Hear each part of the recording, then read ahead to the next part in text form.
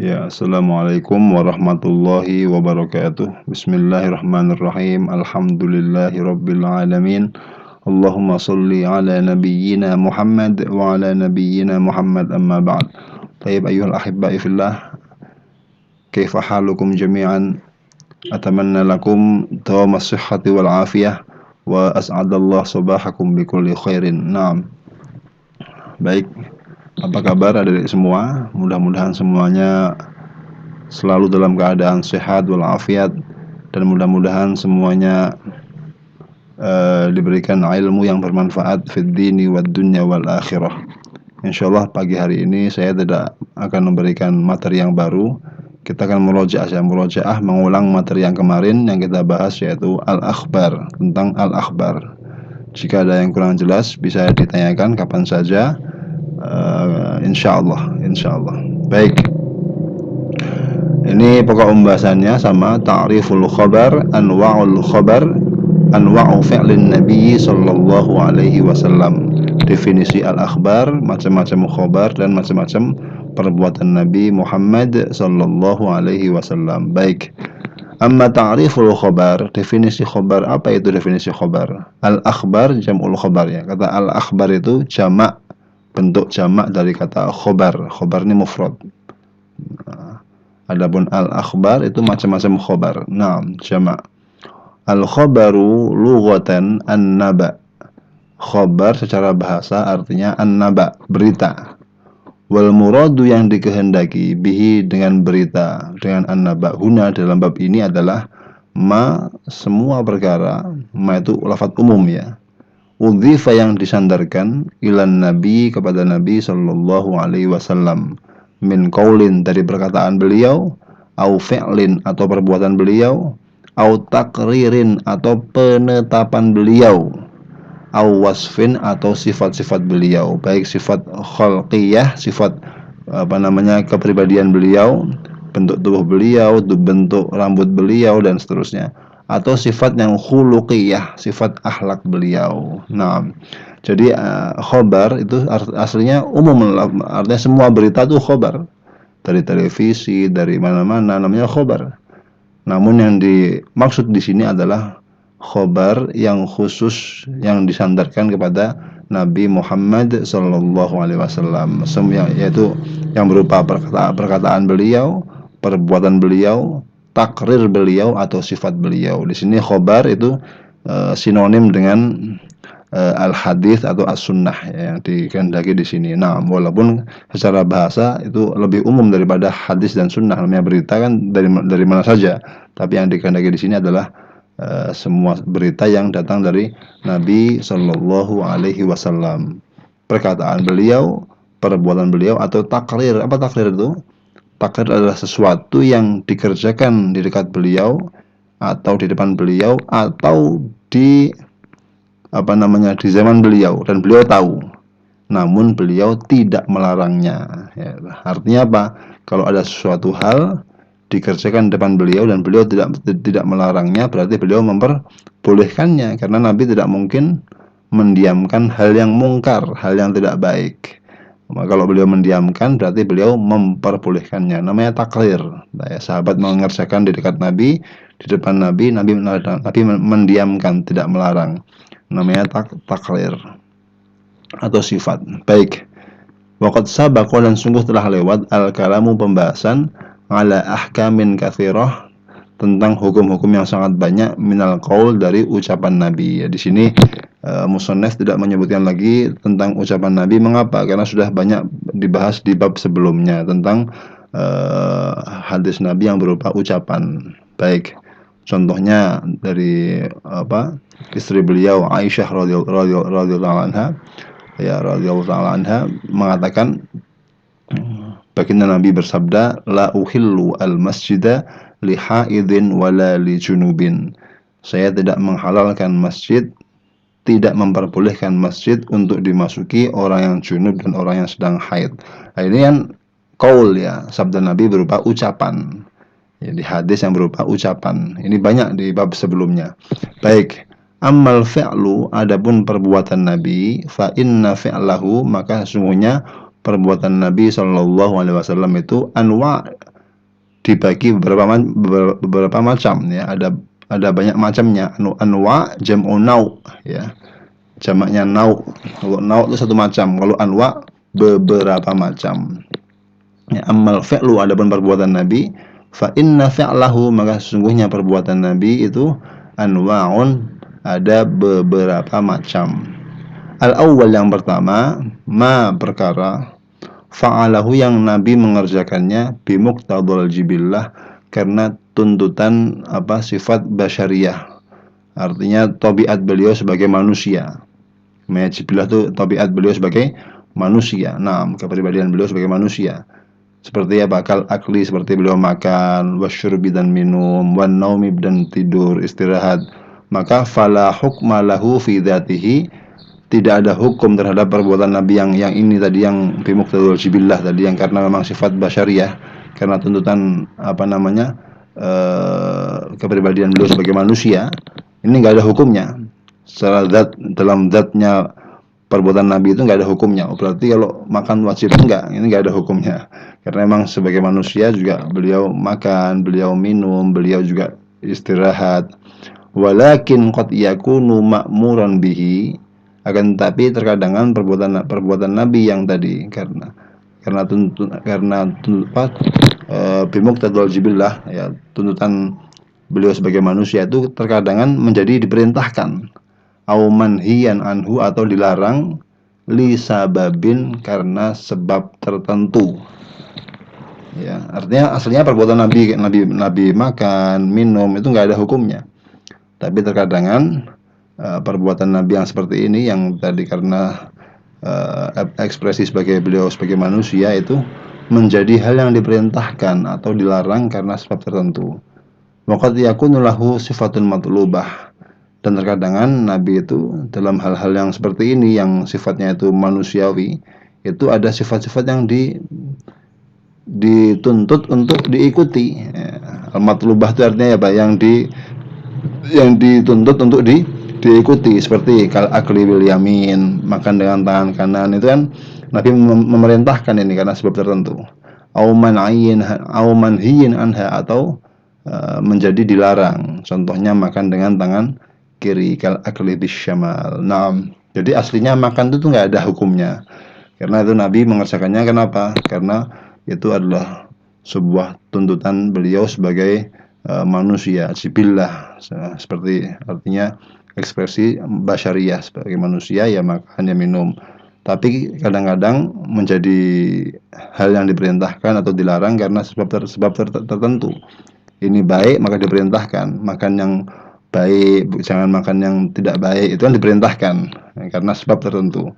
Contoh Nabi ketika beliau sedang makan, ada seorang anak ya, kalau nggak salah sahabat Anas ya, itu makannya tangannya tuh kemana-mana, terus tidak teratur. Maka sabda Nabi, ya gulam, samillah, kul biyaminik, kul mimma yalik. Wahai anak kecil, kalau kamu makan, pertama baca bismillah, yang kedua makan dengan tangan kanan, yang ketiga makan dari yang di depan kamu, jangan kemana-mana tangannya. Paham ya? Itu Nabi ajarkan untuk mengajari adab atau etika ketika makan. Itu hal yang diperintahkan karena sebab tertentu, supaya mengajari etika. Tapi makannya sendiri, minumnya, tidurnya, itu tidak ada hukum dalam zat perbuatan beliau yang ini. Adapun sifat-sifatnya, kalau ada sifat yang terpuji, maka ya itu diperintahkan untuk diikuti karena sebab tertentu. Karena itu mungkin baik atau enggak baik, maka dilarang. Seperti makan dengan tangan kiri kan tidak baik, maka dilarang. Baik. Asan yang kedua, ma perbuatan fa'alahu yang Nabi mengerjakannya bihasabil adah, karena sesuai dengan adat istiadat setempat ya. Kasifatil libas, ini kurang lam nih, seperti sifat pakaian Nabi ya kan. Nabi kalau beliau di Arab ya, sifat pakaian beliau dengan pakai jubah, pakai gamis, pakai imamah ya. Famubahun, maka hukumnya mubah, fi haddi dzatihi, dalam batasan zatnya perbuatan beliau yang bersifat kebiasaan, mengikuti kebiasaan setempat, ini sifatnya mubah boleh. Artinya kalau kita di Indonesia pakai pakaian khas Indonesia, kalau kita di Arab pakai pakaian khas Arab, kita di Turki pakai pakaian khas Turki. Ini hukumnya boleh, boleh. Yang penting tadi itu. Uh, Waqad iyakunu terkadangan itu menjadi hal yang ma'muran bihi yang diperintahkan, au manhiyan anhu atau yang dilarang li sababin karena sebab tertentu. Misalnya ada suatu daerah kebiasaannya itu pakaiannya nggak nutup aurat, misalnya di barat misalnya begitu kan, kebiasaan setempat pakaiannya kekecilan ya, pakaian adiknya dipakai ya. Jadi kalau kalau ditarik ke atas bawah kelihatan, ditarik ke bawah atas kelihatan.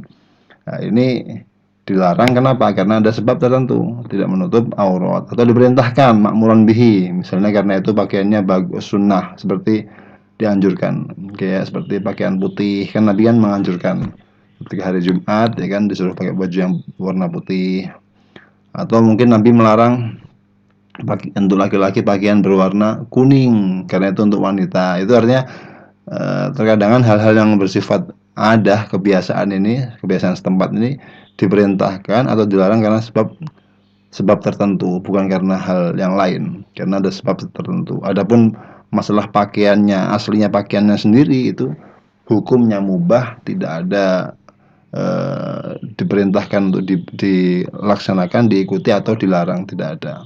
Adapun diperintahkan atau dilarang itu karena sebab tertentu, ya. Baik, yang ketiga adalah ma fa'alahu ala wajhil khususiyah. Perbuatan yang Nabi mengerjakannya yang itu ala wajhil khususiyah, yang mana hal tersebut menjadi sebuah kekhususan untuk Nabi. Ya kan, paham tuh ya. Jadi ini ala wajhil khususiyah, dari segi itu kekhususan. Fayakunu, maka hal-hal tersebut, perbuatan tersebut menjadi mukhtasson bihi. Ini khobarnya karena menjadi khusus, dikhususkan untuk Nabi, nggak boleh diikuti oleh yang lain. Kalau wisol seperti menyambung puasa, seperti menyambung fisomi dalam puasa. Artinya apa? Menyambung puasa tanpa buka, tanpa sahur. Jadi hari ini puasa, besok puasa lagi, nggak diselingi buka sahur, nggak, langsung puasa terus tuh, ngebleng ya. Sahabat mau ikut sama Nabi nggak boleh, jangan, paham tuh. Bahkan ada yang mau maksa ikut lah, ya Rasulullah, engkau sendiri puasa apa wisol, menyambung puasa nggak buka nggak sahur loh. Maka sabda Nabi, lastu kahayatikum, saya itu bukan seperti kalian. Kalau kalian nggak boleh ini membahayakan diri, nggak boleh. Kalau saya beda, ya kan, aman Robbi, Allah memberikan saya makanan dan minuman dari arah yang kalian nggak tahu.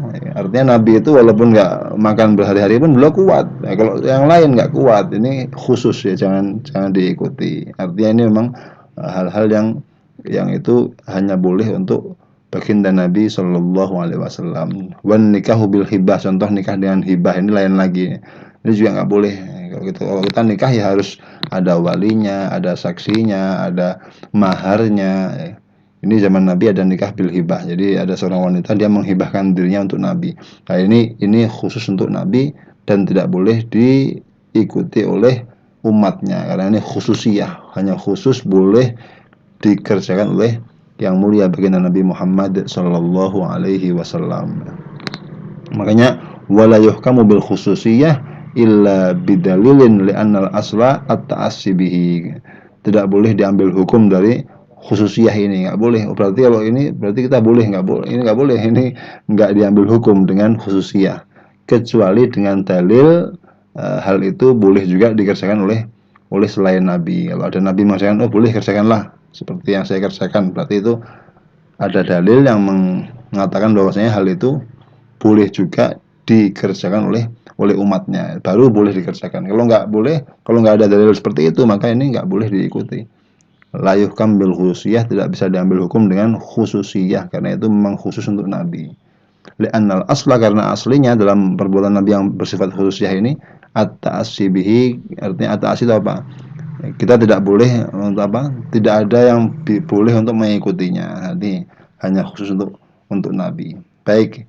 Ar-rabi, yang keempat, ma perbuatan fa'alahu yang Nabi mengerjakannya ta'abbudan, sebagai bentuk ekspresi penghambaan.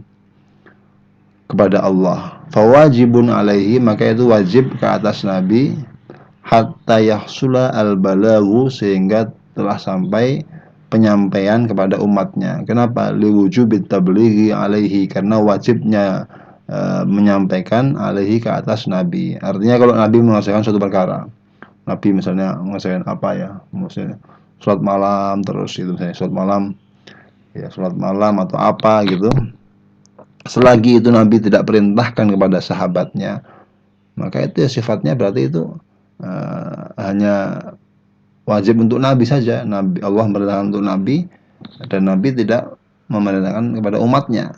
Seandainya itu untuk umatnya, Nabi mesti apa? Mesti akan menyampaikan, karena Nabi itu tugasnya menyampaikan risalah, kan begitu. Selagi tidak ada perintah Nabi untuk mengerjakannya, berarti ini ya tidak wajib bagi umatnya. Artinya yang diperintahkan untuk mengerjakan adalah Nabi sendiri. Maka fawajibun alaihi, wajib ke atas Nabi, karena memang ini yang diperintahkan untuk mengerjakan adalah Nabi sendiri, sehingga sampai penyampaian tentang hal tersebut ya, kepada umatnya. Karena kalau hal itu wajib dikerjakan oleh umatnya, pasti Nabi sudah menyampaikannya. Kalau Nabi tidak menyampaikannya, berarti itu hal itu yang boleh mengerjakan adalah Nabi. Artinya umatnya belum kewajiban untuk mengerjakannya sampai datang perintah atau penyampaian dari Nabi untuk ikut mengerjakan. Nah, setelah disampaikan, summa yakunu, kemudian hal tersebut menjadi mamduban sunnah fi haqqihi, di dalam haknya Nabi, wa haqqina, dan hak kita. Artinya menjadi sunnah untuk Nabi dan sunnah untuk kita. Kenapa? Wadzalika, ini ala ashahil aqwal, menurut pendapat yang paling ashah, paling kuat dari banyak pendapat. Yang demikian itu li'anna fi'lahu, karena perbuatan Nabi ta'abbudan, yang sifatnya ta'abbud, ya, ekspresi penghambaan, ta'abbud itu. Ya dulu menunjukkan ala masyru'iyatihi, bahwasanya hal yang dikerjakan itu masyru', diperintahkan, disyariatkan. Ya, aslinya perbuatan Nabi itu walaupun sifatnya ta'abudan, bukan untuk mengajari umat, untuk ta'abud aja, ta'abud. Itu ya berarti disyariatkan. Wal aslu adamul iqabi ala tarki, dan aslinya tidak ada siksaan untuk meninggalkan sesuatu yang yang tadi, yang sifatnya ta'abud tadi itu. Fayakunu masyru'an, maka kemudian karena nggak ada, berarti dia itu tidak disiksa.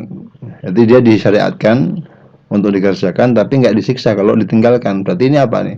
Fayakunu masyru'an la iqaba fi tarkihi, maka hal tersebut menjadi masyru', disyariatkan, hanya saja tidak ada siksa, tidak ada dosa dalam meninggalkannya. Lah ini namanya sunnah, ini ya, ini namanya mandub, ini ya, ini suatu hal yang diperintahkan untuk mengerjakannya, namun tidak disiksa, tidak dosa ketika kita meninggalkannya. Walaupun ya rugi karena nggak dapat pahala, kan begitu. Tapi kalau ditinggalkan nggak dosa. Contohnya apa? Contohnya begini. Ketika istri beliau Aisyah radhiyallahu ta'ala anha itu ditanya tentang bi ayyi syai'in kana Nabi SAW yabda'u idza dakhala baitahu. Ini kepotong ya. Di bawahnya ada lafaz Aisyah ditanya, "Wahai Aisyah, perbuatan apa yang pertama kali dikerjakan Nabi ketika beliau masuk rumahnya?" Maka kata istrinya Aisyah, bisiwak. Beliau memulai masuk rumah dengan bersiwak. Artinya pekerjaan pertama yang beliau kerjakan ketika masuk rumah adalah bersiwak, ya. Artinya membersihkan gigi beliau. Nah, ini maka falaisa fi siwak inda dukhulil bait illa mujarradul fi'li fayakunu mangduban. Maka bersiwak ketika masuk rumah itu, ya itu adalah perbuatan beliau, bukan menunjukkan wajib atau enggak, ini hanya ta'abud. Nabi itu suka kalau masuk rumah bersiwak, ya, ta'abudan. Karena beliau apa? Karena beliau sering berkomunikasi dengan Jibril, ya, dengan malaikat, sehingga ada malaikat tuh nggak suka yang suka yang wangi-wangi, maka beliau selalu walaupun beliau tuh keringatnya pun semuanya tuh wangi gitu kan, namun beliau bersiwak setiap masuk rumah. Nah ini apa namanya, perbuatan yang beliau kerjakan ta'abbudan, sifatnya adalah ekspresi penghambaan kepada Allah, tidak menjadi wajib, tidak menjadi hal yang diperintahkan sampai itu ada penyampaian kepada kita umatnya. Nah, setelah itu disampaikan tadi seperti sahabat istri beliau Aisyah menyampaikan perbuatan Nabi, kalau beliau masuk rumah maka beliau bersiwak, kan sampai itu kepada kita apa namanya, berita itu, maka menjadi sunnah bagi kita untuk mengikutinya. Baik, kemudian berikutnya contoh yang lain ini. Kana Nabi sallallahu alaihi wasallam yukhallilu lihyatahu fil wudu. Dulu baginda Nabi menyela-nyelai jenggotnya ketika berwudu. Maka menyela-nyelai jenggot itu kan tidak masuk dalam membasuh wajah. Yang diperintahkan dalam Quran, faghsilu wujuhakum, basuhlah wajah kalian. Dan menyela-nyelai jenggot tidak termasuk membasuh wajah. Sehingga ini bukan bayan, bukan penjelas kepada mujmal ayat. Berarti kalau itu ayat basuhlah wajah kalian tuh berarti yang dikehendaki adalah sampai menyela-nyelai jenggot. Enggak, ini bukan bayan, bukan penjelasan. Tapi ini apa? Hanya wa innama huwa fa'lun mujarrad. Ini hanya perbuatan murni, perbuatan yang beliau kerjakan, tidak karena apa namanya kewajiban, bukan, ya perbuatan beliau.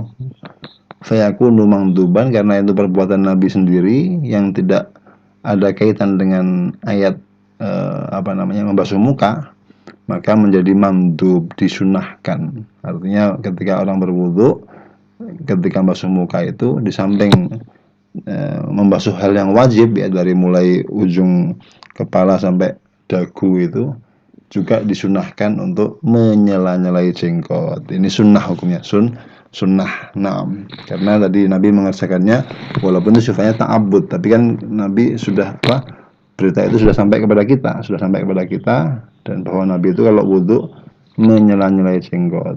Maka itu, dan itu bukan menjadi bayan, ya, bukan menjadi penjelas terhadap ayat membasuh muka. Berarti kalau membasuh muka harus nyela jenggot, bukan. Ini hanya al-fi'lu al-musyarrad, ya, fi'il yang fi'il perbuatan saja, murni perbuatan yang enggak ada tendensi apa-apa, maka menjadi sunnah. Yang kelima ini ma fa'alahu bayanan limujmalin nusus, perkara yang Nabi kerjakan sebagai bayan, penjelas, limujmalin, terhadap keglobalan, min nususil kitab, dari teks-teks yang di dalam Al-Quran, awis sunnati, atau dalam as-sunnah, dalam hadis.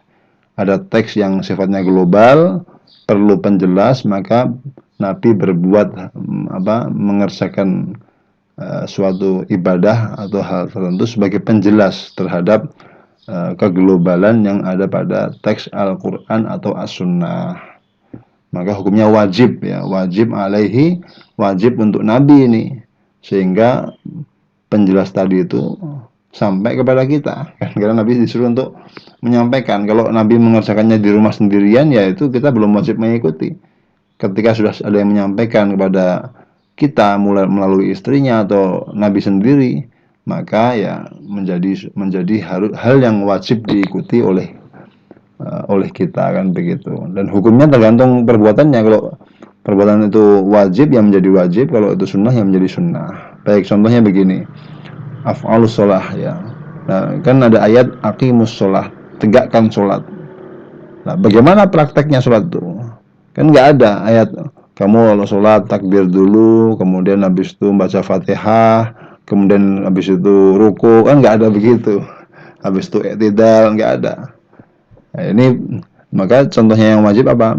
Af'alus sholah, perbuatan sholat Nabi, al-wajibah, yang wajib, allati fa'alahan nabiyyu, yang mana Nabi mengerjakan sholat tersebut bayanan sebagai penjelas limujmali qoulihi ta'ala terhadap keglobalan ya firman Allah Ta'ala wa aqimus sholah dan tegakkanlah sholat. Bagaimana menegakkannya? Nabi menjelaskan dengan perbuatan beliau yang kemudian perbuatan itu diikuti oleh para sahabat-sahabat yang lainnya. Nabi bersabda, ya shollu kama ra'aitumuni usolli. Sudah gitu aja.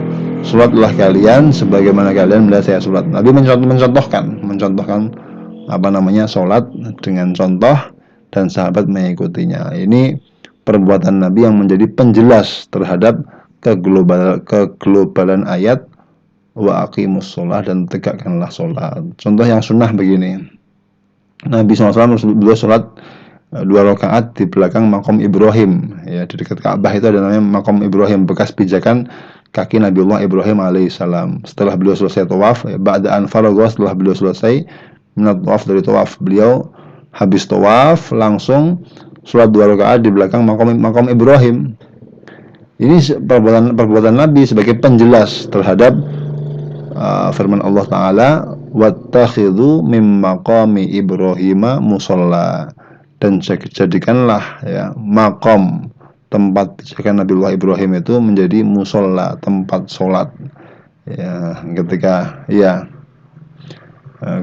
itu kapan itu sebagai penjelas ketika Nabi itu maju ke makom Ibrahim kemudian membaca ayat ini wattakhidhu mim maqami Ibrahim musalla. Nabi membaca ayat ini kemudian beliau sholat 2 rakaat pas di belakang makom Ibrahim, maka berarti menunjukkan bahwa hal itu menjadi sunnah ya. Jadi perbuatan Nabi untuk sholat 2 rakaat di belakang makom Ibrahim itu menunjukkan menjadi penjelas terhadap keglobalan ayat wattakhidhu min maqami Ibrahim musalla, dan jadikanlah makom Ibrahim sebagai tempat sholat. Maksudnya gimana nih? Apa maksudnya ini? Maksudnya adalah ketika kita selesai tawaf disunahkan sholat di belakang makom Ibrahim sebagaimana yang dijelaskan oleh perbuatan Nabi Shallallahu Alaihi Wasallam, sehingga perbuatan Nabi tadi sebagai penjelas terhadap keglobalan ayat wattakhidhu mim maqami Ibrahim musalla, dan hukumnya sunnah. Adapun yang atas tadi yang aqimus shalah ini hukumnya wajib. Jadi perbuatan Nabi yang sebagai penjelas tergantung. Kalau perbuatan itu wajib maka ya menjadi wajib. Kalau perbuatan itu sunnah maka menjadi sunnah. Baik. Artinya kalau perintah dalam Al-Qur'an ini hukumnya wajib maka menjadi wajib. Kalau perintah di sini hukumnya sunnah maka menjadi sunnah. Baik. Amma takriruhu, adapun takrir Nabi SAW ala syai'i terhadap suatu perkara, fahuwa dalilun, maka itu menjadi dalil ala jawazihi terhadap kebolehannya hal tersebut, alal wajhi dengan cara alladzi aqarrahu yang telah Nabi takriri, yang telah Nabi perbolehkan, yang Nabi ikrori, yang tidak beliau larang begitu. Baik qaulan kana am fi'lan, baik itu perbuatan yang dikerjakan berupa perkataan atau perbuatan. Ya, ada perkataan di dekat Nabi diucapkan dan Nabi tidak melarang, berarti itu boleh, ya kan? Ada perbuatan di dekat Nabi dikerjakan dan Nabi tidak melarang, berarti itu juga boleh, kan begitu.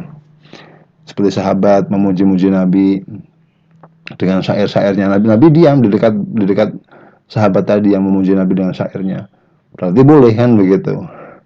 Nah, itu perkataan atau perbuatan. Ada sahabat yang makan dhob, ya, makan biawak, sahabat Khalid bin Walid di dekat Nabi tidak ikut makan, tapi Nabi membiarkan.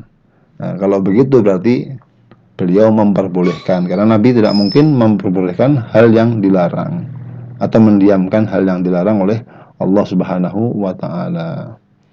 Contoh lain